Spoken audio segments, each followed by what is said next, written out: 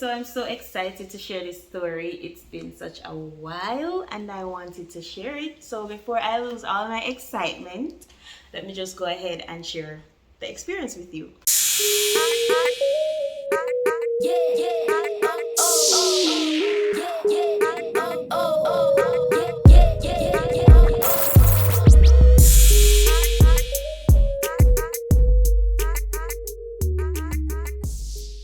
What's up guys, welcome back to another video. In today's video I will be sharing with you my labor and delivery story. Now please do not expect to see anything extra in this video. It's a sit down video, story time, right? I am still in the process of completing the editing for the actual footage, you know what I mean? So don't crucify me and don't think that I am taking you for a joke. So guys, please watch this video to the end and don't forget to drop a like. If you are new, subscribe, turn your post notification bell on so that you don't miss a video. So 2 days before my actual due date, I went to get my regular checkup from the gynecologist. So on my way back home, I said, you know what, I am going to go to Wendy's because I never knew that there was a Wendy's in my area and I've always wanted to try it. I've never tried it prior to then. Now in Jamaica, nowhere else, nowhere at all. So I decided that, you know what, bam bam bam, Google Maps, went to buy the Wendy's, got the Wendy's, and it was salad. So as I said in a previous video, salad was just so nice to me when I was pregnant. Like, it tasted so good. So I said, you know what, let me go get the salad. So I purchased the salad and I was going to pick up something somewhere. So I was at the bus stop. I was feeling like it's not really cramps, but it's kind of like cramps, if you know what I mean. I don't know how to describe it, but I was feeling different.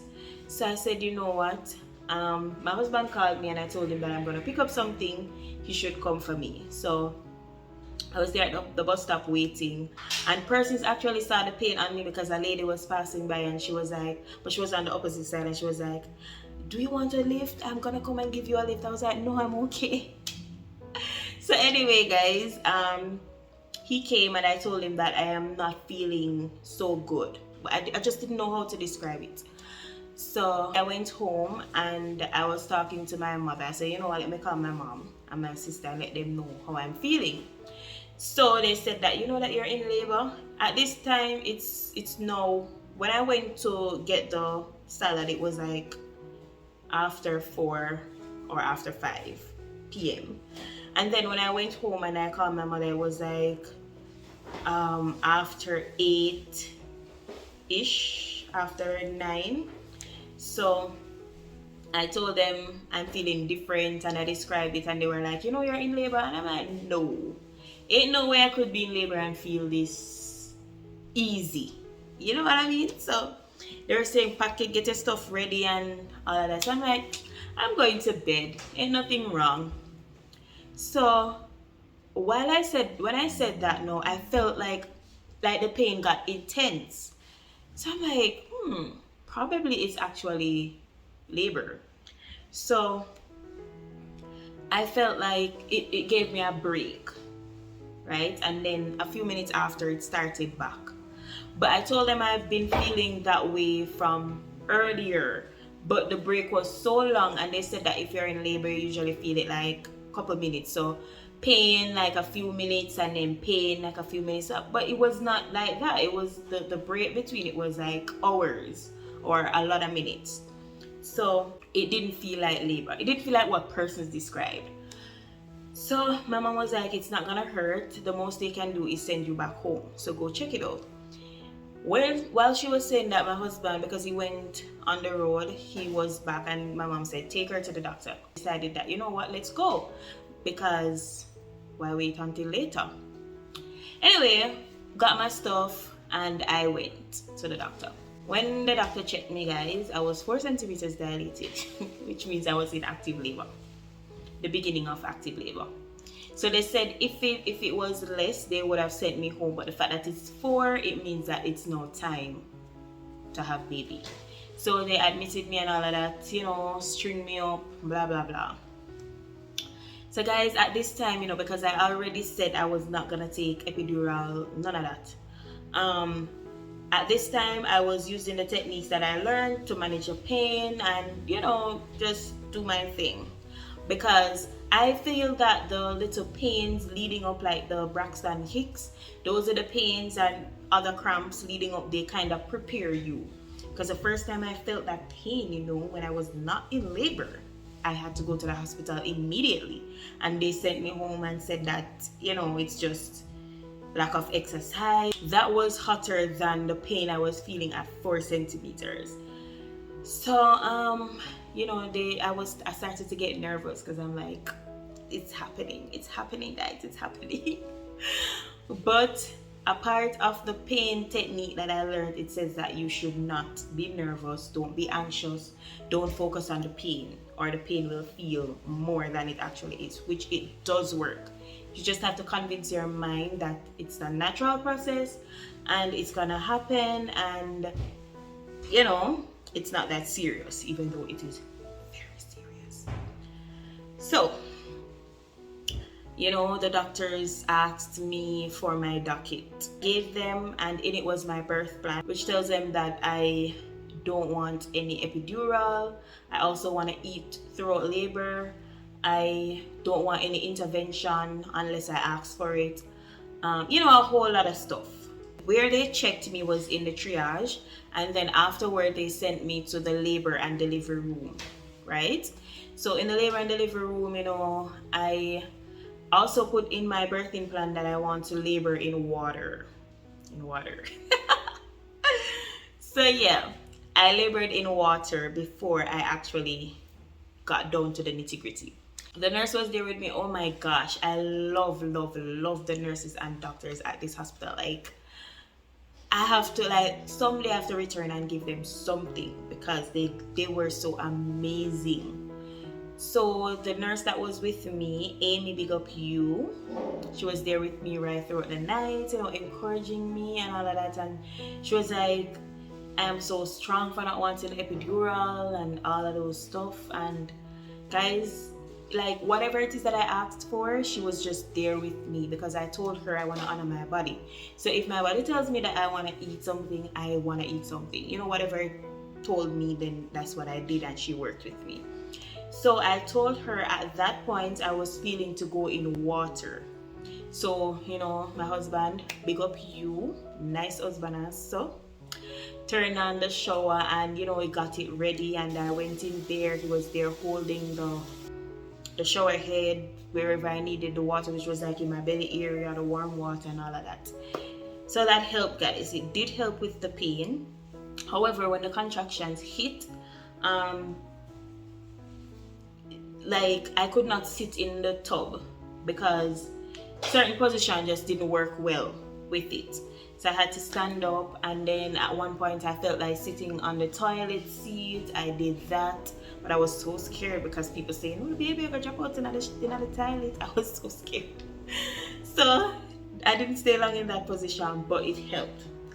That was one of the most helpful positions for the pain. So after that, no, I felt like I need to move. So she went for the the big ball. I don't remember what they call it. It's a birthing ball? I don't know. But I was, bouncing on it, moving around on it. All of those things helped. That was actually helpful as well. So after that, no, she was like, yeah, just honor your body, because at some point you're gonna need to rest. And then yeah, things got really terrible and I needed to rest. So I was resting, and 1.2, guys, for persons who have not yet done this, it is not as bad ish. Well, it can be, but it doesn't have to be as bad as persons describe it. So one technique is to honor your body. That's one. 2, remember that, because I used to think that the pain was constant. So once the pain starts, that's it until the baby comes. No, it's an on and off pain. So now you feel pain for like a 2 minutes and then you get a 5-minute break. So it's not a constant pain. So just bear that in mind. So I was there resting on the bed, and they gave me food, they gave me drink, whatever it is I asked for, tea, anything they went for, and they gave it to me. And then it was time for her to leave because baby did not come at that point. So I got new nurses, and they were just as well. Nobody can come to me like that, Amy, but they were just as good. Like, they were really good. They helped me every minute they came, they checked on me, all the whole works. And so they checked me now, and at this point I was almost 8 centimeters dilated, and the doctor said that they can give me a break to continue to let it happen naturally, or they can burst the water, because at this point everything was intact. They can burst the water, and that would speed up delivery, that would speed up birth, but the pain would be more intense. So I'm like, if they don't burst it, I'll still be in pain. So, and I'm managing I manage the pain right up to 8 centimeters. Like I told you, I am a champ when I said I managed that pain right up to 8 centimeters. They checked me again, and they came back to me and they asked the nurse if the water broke. She said no, and they were like, well, I can decide what to do, but at this point I would probably, they're gonna check me before they burst it to see, and then I decide. So they checked me and I was at 8, and it was for a while that I was at 8, not progressing. So I said, you know what, let me just get this over with. So I decided to have it done, and they burst it. Guys, you see a minute, and I said 1 minute after bursting that water. If you are pregnant, just skip out this part. You see a minute after bursting that water, I was like, listen, give me the epidural, in my mind, of course. And then I was like manifesting out loud, like, you can do this, baby, you are working with me, we are working together, this is a natural process, it's gonna happen, this is, and I was just talking it through. And guys, the pain got so intense that it messed with my affirmation. So I was like, no, I can't do this. And the doctor was like, yeah, you can. And it was, I don't know, but it got so intense. Like, I've never felt anything more painful in my life. The pain was so intense at that point, and I know what happened because based on the preparation, it says that you have to remain calm throughout, right? And I started to get anxious when they said that I'm not progressing, and they have to probably, if I, of course, with my consent, because even if they're gonna check me, they ask, can I? Like, you have to check me, so just check me, you don't need my permission. So yeah, so the point that I'm making is that the moment you start to feel anxious is the moment you are going to feel the pain. It's not a mind thing. I am telling you, try it, and you are gonna come back and comment on this video that it is not a mind thing. Or is it? Anyway, so once you start to get nervous, that's when the pain starts to come on me, when I got nervous. So after that, I felt like I just couldn't control it, and it was so intense. It was so intense, and then the break was shorter this time, so I was feeling everything, guys. I just gave up, and I was lying right there. And the nurse was like, "No, you can do it. You can do it." And I started to like repeat stuff like, "No, I can't. I can't. No, I can't. No, I can't. No, I can't." Like, everything I said, it was just repeating, and I was just not doing it like consciously. But anyway, no, it happened that they did an ultrasound, or they had the things, on me to monitor the baby's heart rate. I wanted to turn in one position, but they were saying that they are not hearing the baby's heartbeat, which was the fact that the thing was not attached properly if I turn to that side. So it's not a case where there was a difficulty with the baby, but I thought so. So everything just came down on me. So anyway, now I did what they said. Was really painful turning on the side that they told me to turn, but I did it. And after that, they did the ultrasound. Ultrasound, they said that the baby is okay. He's in the correct position. I just need to push for him to come out. And guys, I was there pushing. They told me that I should put, well, they didn't even need to tell me. I felt the urge to push, and that's when I pushed. So at one point they were saying push when I was not feeling the contraction. I was not feeling the urge.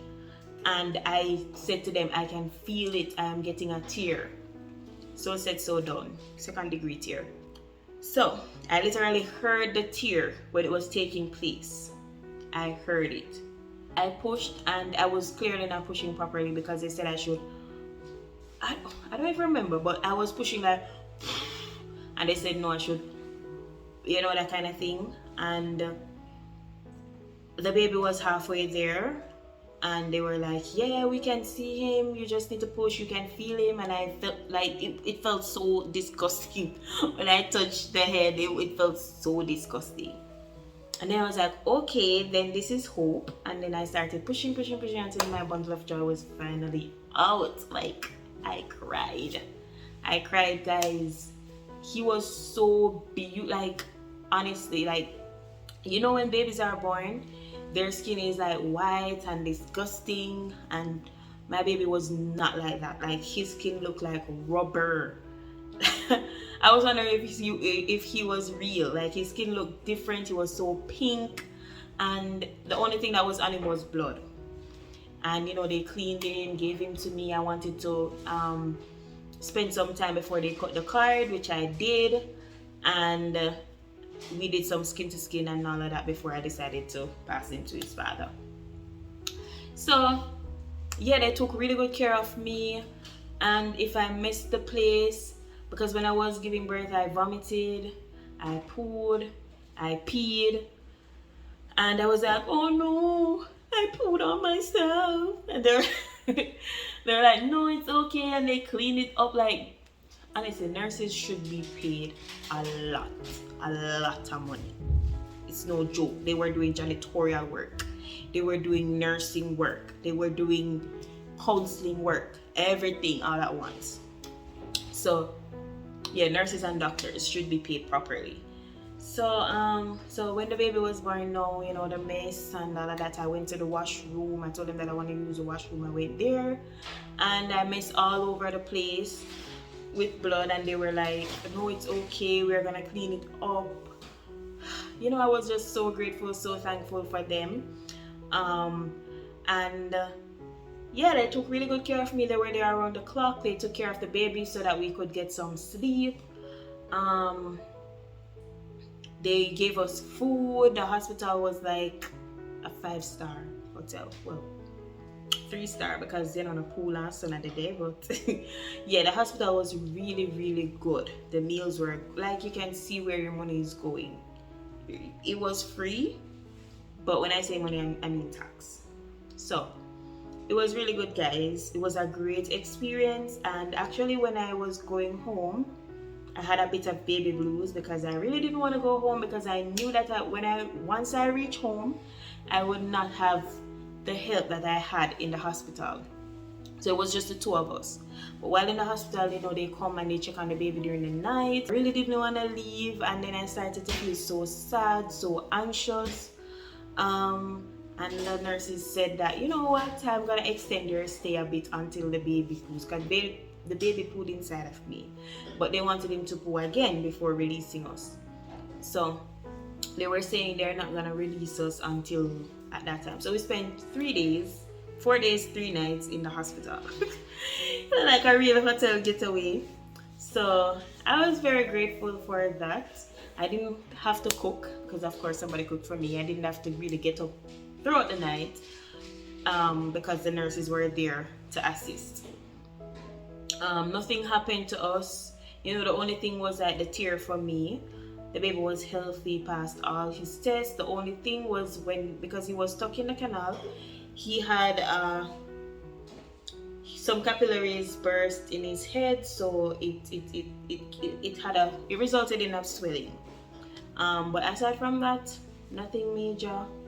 Very healthy, very, you know, nice.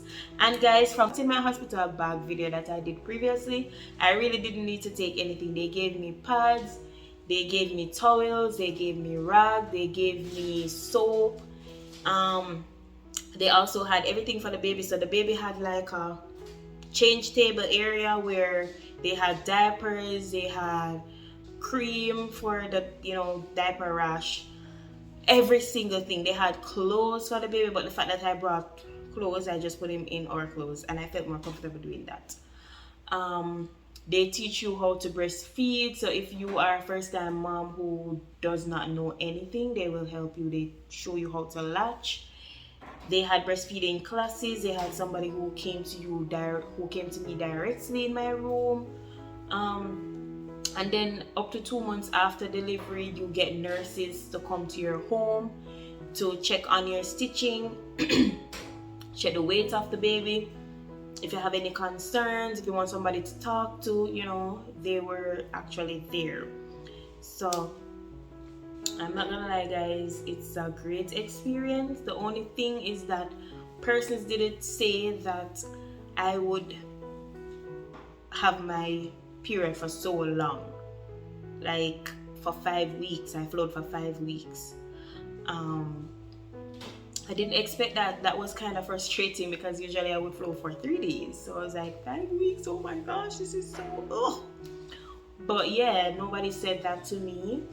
The stitching, the healing also took some time. The stitching took 6 weeks to kind of, you know, heal to a little point. Also, as we said, it's just 2 of us, so the 4th trimester is rough because my husband works. So, you know, during the day I would be alone. So imagine you want some sleep and you can't really get the sleep because you don't have anybody to say give an eye or anything like that. So the 4th trimester is really, it's real, you guys. Check on your mom friends, you know what I mean.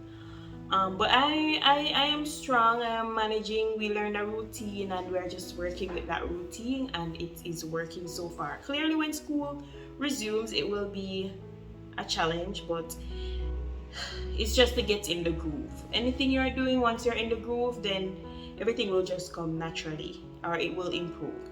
So yeah, I'm not talking too much in this video. I hope you found it interesting, and I will, as I said, I will in my next video talk about the experience while studying. So it's just that I don't really know the specifics of what you want to know. So again, I'm going to ask you to just drop your questions, your concerns, your suggestions, whatever it is that you want to hear in that video. Comment them and I will just make a video around that. So thank you guys so much for watching, and again, do the good stuff, like, comment, share, and subscribe. Guys, we are at 1K. Look out for that video as well. Bye.